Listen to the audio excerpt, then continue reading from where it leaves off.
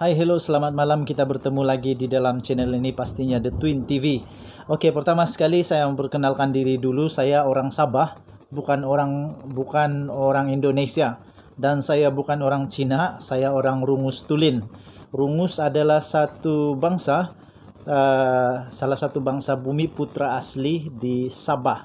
Oke, so lama sudah saya tidak buat video dan minta maaf karena inilah bahasa saya, bahasa Sabah. Pandai juga sebenarnya untuk berbicara dalam bahasa Semenanjung, tetapi saya memilih untuk berbahasa Sabah kerana saya mau perkenalkan kepada orang-orang yang belum pernah dengar bahasa Sabah. Beginilah bahasa Sabah, beginilah bahasa sehari-hari kami.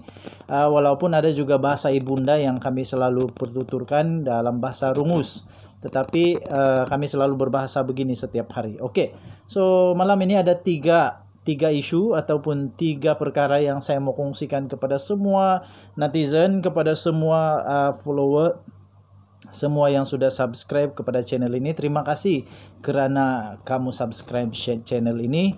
Terima kasih kerana kamu selalu bagi komen-komen, pedas kah, manis kah, masam dan sebagainya. Itu biasa, lumrah kehidupan. Okey, ada orang boleh terima, ada orang tak boleh terima, atau itu okey saja. Okey saja. Okey, so yang pertama, apa yang saya nak sentuh pada malam ini adalah tentang isu Rohingya.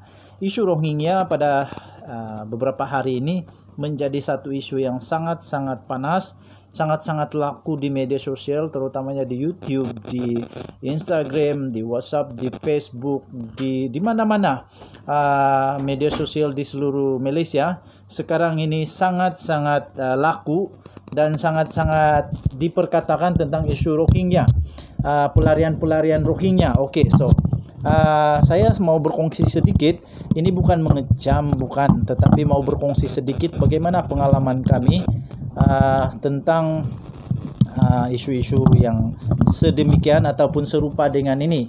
Okey, so pertama sekali kita belajar daripada kesilapan yang lalu. Isu Rohingya mungkin pada zaman dahulu, pada waktu dahulu, kita tahu, kita tidak mau kecam siapa-siapa. I don't know, I don't want to know, and I don't care. Okey, so itu sudah dilupakan. Mungkin pada waktu itu kerana isu kemanusiaan, mereka ada pelarian daripada ditindas, mereka diancam dengan kematian, bunuh dan sebagainya. Okey, so kita rakyat Malaysia, memanglah kita, negara Malaysia adalah negara yang sangat baik hati. Kita menerima mereka sebagai pelarian yang tertindas, menjadi tempat refugee, tempat mereka berlindung. Tetapi akhirnya pada ketika ini saya rasa Malaysia tidak lagi sepatutnya dibebani dengan isu ini. Kerana benar juga kata beberapa buah newspaper online dan newspaper fizikal yang saya baca, menyatakan bahawa kita sebenarnya bukan satu-satunya negara di ASEAN ini, bukan satu-satunya negara di dunia ini yang mempunyai beban yang juga baik hati untuk menerima mereka, melindungi mereka, membantu mereka. Tetapi kenapa, persoalan saya yang pertama, kenapa pelarian dari Rohingya ini terlalu suka dengan Malaysia? Kenapa mereka ini suka untuk memilih negara Malaysia sebagai tempat mereka berlindung? Mungkin ya betul, negara kita negara yang aman dan politik kita walaupun bergolak sedikit, tetapi politik kita dalam keadaan yang terkawal dan baik. Okey.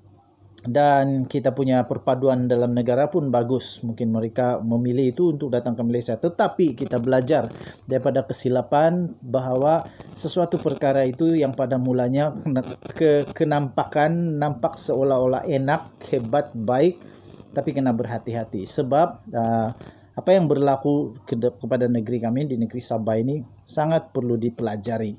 Di mana di negeri Sabah setakat ini, seperti yang diketahui oleh umum, di negeri Sabah memang banyak pelarian-pelarian yang sebenarnya sukar untuk dibendung, dan yang paling susah lagi adalah untuk menghalau mereka balik. Karena bukan senang, walaupun banyak kecaman daripada pelbagai pihak, tetapi kadang-kadang orang yang mengecam ini mereka tidak faham betapa susahnya proses, betapa susahnya untuk mengeluarkan mereka, menghantar mereka balik. Itu bukan senang. So, belajarlah daripada keadaan kami di sini, di mana apabila mereka sudah beramai-ramai, menjadi ramai beranak pinak dan sebagainya, akan ada satu masa kita akan menjadi susah untuk menghalau mereka keluar daripada negara kita Malaysia. Okey, So ini bukan sekadar satu isu kemanusiaan, tapi sebenarnya bagi saya ini adalah isu kedaulatan negara kita Malaysia. So amat sukar untuk kita kalau mereka ini nanti sudah mulai membiasakan diri, mereka sudah tahu mencari tempat peluang untuk mengumpul harta, mereka mulai perlahan-lahan daripada contoh saja, ini sebagai contoh saja, saya tidak tahu betul atau tidak ini contoh, tapi contoh, ini contoh. Bayangkan mereka bermula dengan hanya menjual kacang. Selepas menjual kacang, mereka akan naik sedikit, mereka akan menjual kacang dan keropok, kacang dan gula-gula dan sebagainya. Akhirnya mereka berjaya membuat satu pondok kecil kerana mereka dilayan menjual. Kita yang sendiri salah kerana kita menyokong mereka dengan membeli. Akhirnya apabila mereka makin maju, orang tempatan pula siapa yang tidak mau duit? Apabila dorang banyak duit, dorang mau beli tanah kecil tapi dengan harga mahal. Kau mau jual kah? Banyak orang kampung yang mungkin yang perlu duit, akhirnya terjualah tanah yang kecil. Okey, bermula di sana akhirnya bukan senang. Akhirnya itu akan menjadi satu yang susah. Kerana itu saya rasa kita perlu lebih berhati-hati dengan ini. Tahniah diucapkan kepada Polis Diraja Malaysia yang memang sangat hebat. Respect, salut kepada Polis Diraja Malaysia, Tentera Laut Diraja Malaysia. Malah saya salut kepada Menteri kelas kanan Kluster Keselamatan, Datuk Seri Ismail Sabri Yaakob, yang memang hebat. Salut. Tetapi kita harus benar-benar berfikir dengan serius bagaimana isu pelarian ini dapat diselesaikan. Okey, so jangan biarkan harta Malaysia menjadi harta mereka. Jangan biarkan sehingga satu hari nanti susah, betul-betul susah untuk kita bersaing dengan diorang pula. Okey, so yang pertama, itu isu pertama, isu Rohingya memang sangat famous, sangat panas sekarang ini. Semua orang berbicara tentang isu ini. So apa pendapat kamu komen lah. Okay, so saya punya pendapat itu.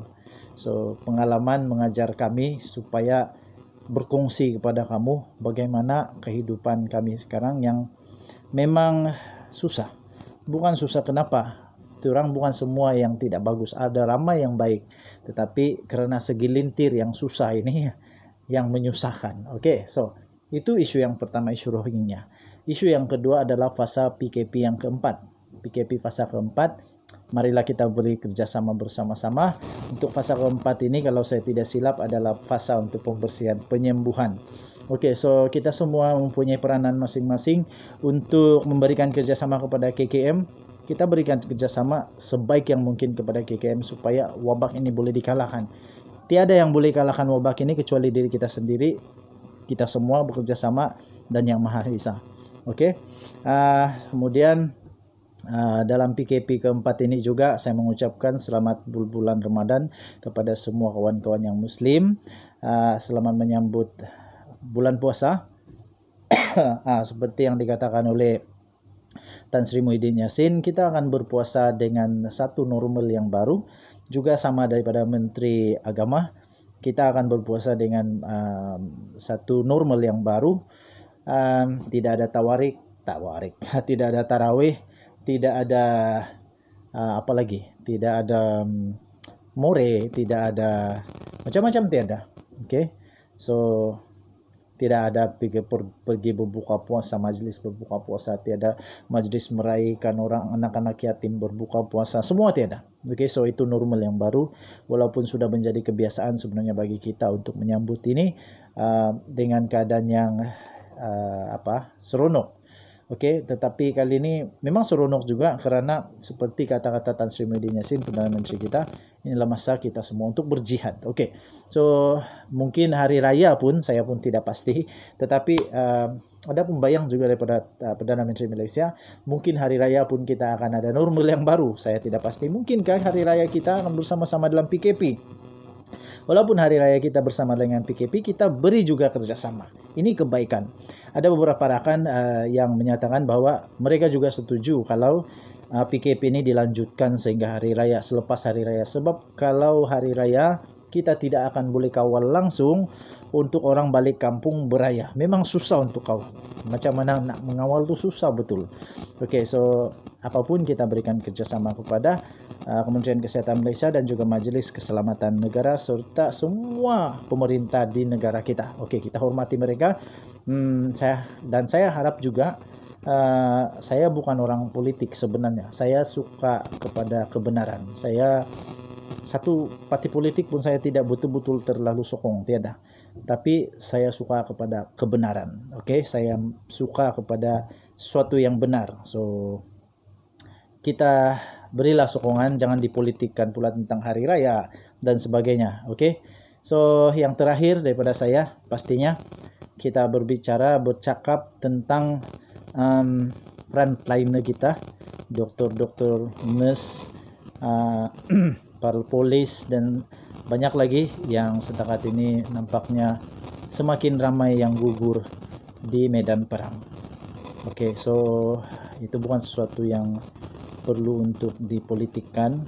Saya harap dan saya memberikan cadangan pendapat, semoga semua ahli politik siapapun janganlah politikkan kematian para